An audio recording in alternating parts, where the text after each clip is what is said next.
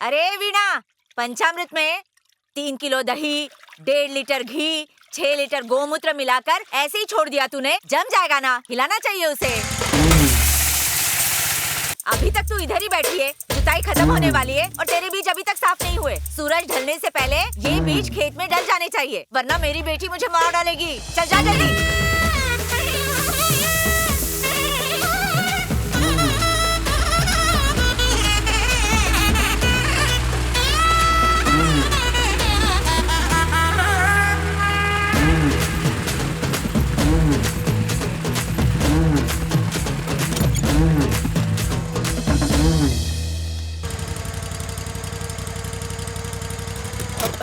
नागराज भाई, क्या हुआ? 2 बार में ही जुताई बंद कर दी आपने। आखिरी जुताई कौन करेगा? डाल लगाने वाले हैं ना, फिर जुताई की क्या जरूरत? उसके लिए कीटनाशक है ना। आप बिंदास जुताई करो, जाओ। ठीक है। ओ दीदी, आपसे मिलने के लिए कुछ औरतें आई हैं। कब से इंतजार कर रही हैं, जाके मिल लीजिए आप। क्यों आई है? कह रही हैं कुछ बात करनी है, आप जाकर देख लीजिए।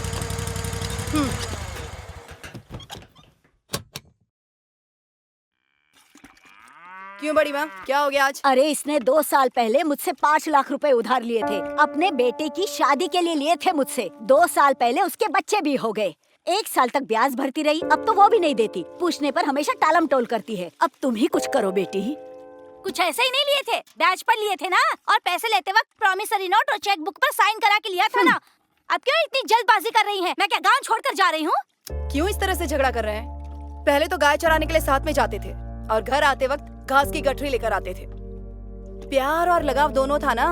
अपनों के साथ रहने की इच्छा भी थी, लेकिन अब क्या हो गया है? नारियल के झाड़ लगाकर घर में ही बैठकर पैसे नहीं दिए, ब्याज नहीं मिला, इन बातों को लेकर झगड़े। बाहर के पैसों की वजह से ये सब हो रहा है। हाँ मामी, और कितना ब्याज बचा है? 10,000 रुपए। केस किया ना, तो ब्याजखोरी के केस में पहले आपको ही अंदर करेंगे। और मामी, बेटे की शादी इतनी धूमधाम से कराते वक्त ही लगा था ये पैसे आपके नहीं है, किसी और के ही हैं। मेरी सोच सही निकली। मैं कभी गलत हो ही नहीं सकती। दुनिया भर से कर्जा ले रखा है, शर्म नहीं आती? अब मैं और क्या करूं बेटी? शादी करते ही मेरा बेटा कुवैत चला गया, तब से एक पैसा नहीं भेजा। सारा पैसा अपनी बीवी को भेजता है। पहले तो खेती अच्छी होती थी, अब तो वो भी नहीं रही।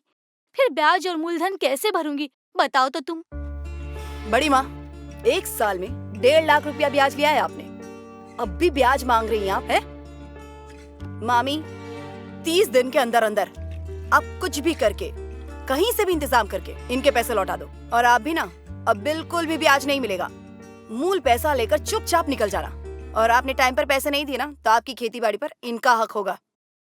दीदी, मामी और बड़ी माँ आज झगड़ा करेंगे और कल एक हो जाएंगे। तू इन बातों में मत पड़, जल्दी चल, मुझे स्कूल के लिए लेट हो रहा है। इसे भी ना इसके बाप की तरह वकील की पढ़ाई करनी चाहिए थी। कोर्ट में जाकर पैसे कमाने के बजाय सारे केस घर में ही सुलझा दिया करते थे वो तो। और इसे देखो। मैं निकलती हूँ इंद्राणी। चलो अब मैं भी निकलती हूँ। अगर बाप दादाओं ने जायदाद नहीं छोड़ी होती तो न जाने आज मेरी क्या हालत होती।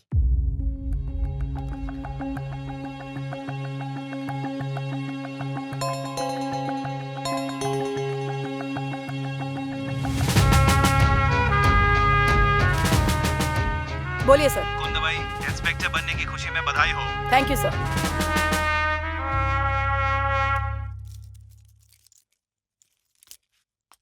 दीदी, क्या आप ऐसे ही सारे केसेस पुलिस स्टेशन के बाहर बिना FIR दर्ज किए ही सॉल्व कर देंगी? घर वालों के केस भी पुलिस स्टेशन में सॉल्व करूंगी क्या? ज्यादा बात बिगड़ने पर ही FIR लिखती हूँ। पहले तो तुम 50 किलोमीटर दूर काम करती थी, तब तो मैं भी हॉस्टल में रहती थी। अब तो तुम आ गई हो, रोज मुझे छोड़ना और ले जाना, अच्छा रहेगा।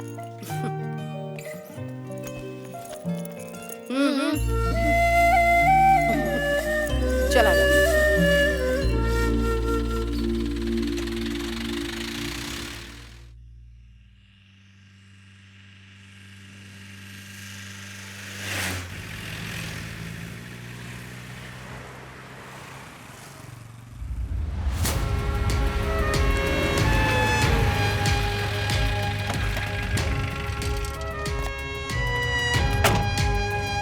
Good morning madam. Good morning. अरे यहाँ बैठ के रोना धोना मत करो, ये पुलिस स्टेशन है। जाओ यहाँ से। नहीं,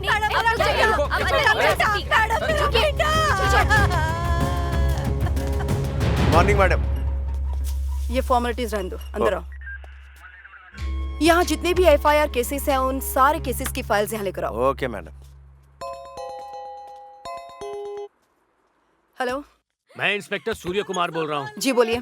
बताने में मुझे शर्म आ रही है मैडम, मेरा घर आपके पुलिस स्टेशन की लिमिट में है। एक नालायक ने पुलिस वाले के घर में चोरी कर लिया है। कब हुआ ये? मेरी बीवी है ना, पूरी तरह से पागल है, जब देखो मंदिर जाती रहती है। शिवरात्रि के दिन मंदिर में ही रहे तो सारी इच्छाएं पूरी होती है, ऐसा मानती है वो। इसकी बात मानकर मैं भी पूरी रात मंदिर में ही था। उसी दौरान चोर घर में घुसकर सारा सामान लूट कर ले गए। छोटी मोटी चोरी नहीं है मैडम, 150 तोला सोना और 8 लाख रुपए कैश, सब रिश्वत लेकर कमाया था। किसी को पता चल गया ना तो मेरी तो वाट लग जाएगी। मैं तुम्हें सिर्फ ये बात बता रहा हूँ क्योंकि तुम भी मेरी तरह एक अफसर हो, इसलिए इस बात का पता लगाओ कि चोरी किसने की और मेरा माल मुझे वापस लौटाओ। समझ गई? Okay sir.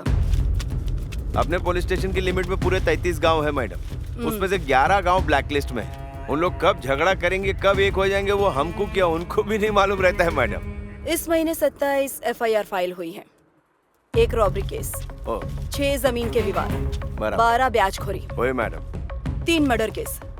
सबका एफआईआर लिखा है, लेकिन सिर्फ 7 लोगों को रिमांड पर लिया है। बाकियों का क्या? डर से या फिर रिश्वत ली थी? मैं आई तब एक औरत बाहर रो रही थी। कौन है वो पास के गांव का एक मर्डर केस है मैडम। उसका बीवी का किसी दूसरे मर्द के साथ चक्कर था। पति ने अपना आंखों से दोनों को साथ में देखा और उसने पत्थर से उसका सर फोड़ के पेट्रोल डाल के उसको जला दिया। उसको उसी दिन पकड़ के रिमांड पे लिया मैडम। उसी दिन पकड़ लिया? ओए मैडम, आजू बाजू के गाँव वालों से पता चला है कि वो 1 नंबर का बेवड़ा था और हमेशा अपने बीवी पे शक करता था और मारता था उसको। ऐसा रोज पीने वाले इंसान के साथ कौन सा बीवी रह सकता है मैडम?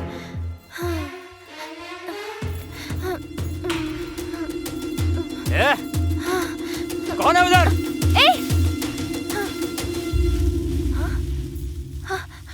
वो मैं उसे जानती हूँ। मेरे देवर ने भी लड़की को भगाकर शादी की थी। मेरे ख्याल से पूरब के किसी गांव की है वो बहुत मेहनत करता था साहब। वो रोज रात को पीता था। वो मेरा चचेरा भाई है सर। हमारे घर जैसा ही। रात्रि को शायद पति पत्नी के बीच अक्सर झगड़ा हुआ करता था। प्रेमिका थी, उसी से शादी की। अपनी पत्नी को किसी और के साथ देखने पर कौन सा पति को गुस्सा नहीं आएगा, इसीलिए उसने उसे मारा। उसके घर के बाहर सिर्फ दारू की बोतलें पड़ी हैं। क्या हुआ था हमें पता नहीं साहब। हमेशा वहाँ से कुछ आवाजें आती थी। पति पत्नी के बीच में रोज रात को झगड़े होते थे साहब। मुझे नहीं पता था कि वो ऐसा करेगा। उसके घर वालों से हमारा वैसा कोई रिश्ता नहीं है सर। वहाँ से मिले सारे सबूत और गांव वालों के बयान से ये कंफर्म हो जाता है मैडम कि ये मर्डर उसी ने किया है। वही इस दिन उसको ताबे में लेके एफआईआर भी दर्ज कर दी है। बोन और जली हुई बॉडी को देखकर ये तो कंफर्म हो गया है कि वो एक फीमेल की बॉडी है। ठीक है, आप जा सकते ओके हैं। मैम। जैनी स्पॉट पर आया था? नहीं मैडम, हमने डॉग स्क्वाड को इन्फॉर्म नहीं किया था क्योंकि उधर से मिले एविडेंस ही आरोपी को अरेस्ट करने के लिए काफी थे मैडम। स्पॉट कहाँ है?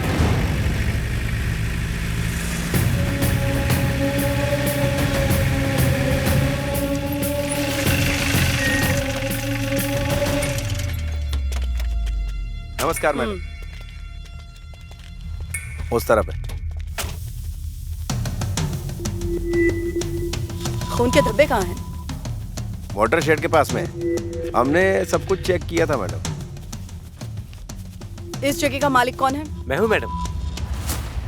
बलि दी थी किसी की? हाँ, मुर्गे की।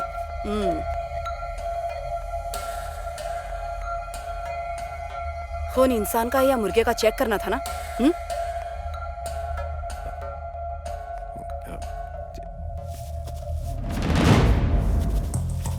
एक चूड़ी का टुकड़ा, एक फ्यूल कंटेनर, एक सिगरेट पीस और एक सिरिंज।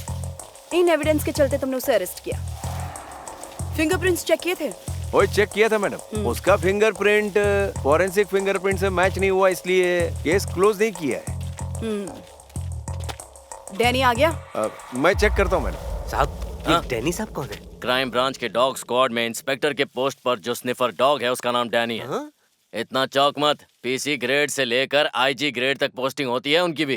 कुछ मिलता है या ऐसे ही है? अरे डेली अलावेंस, मेडिकल अलावेंस, उसके ऊपर 12,000 सैलरी। और अगर कल ये डैनी मर गया तो टोपी निकाल के सलाम भी ठोकना पड़ेगा। हाँ?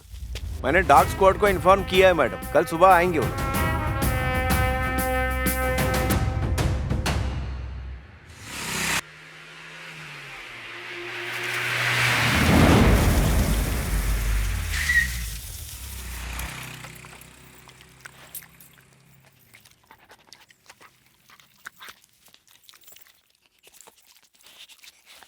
ए मनोज कुमार, लॉक करके चाबी रख दी है, तू जल्दी आ जाएगा ना?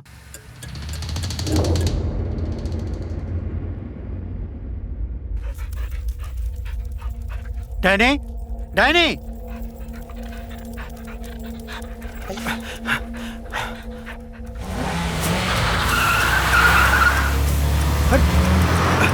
ए डैनी,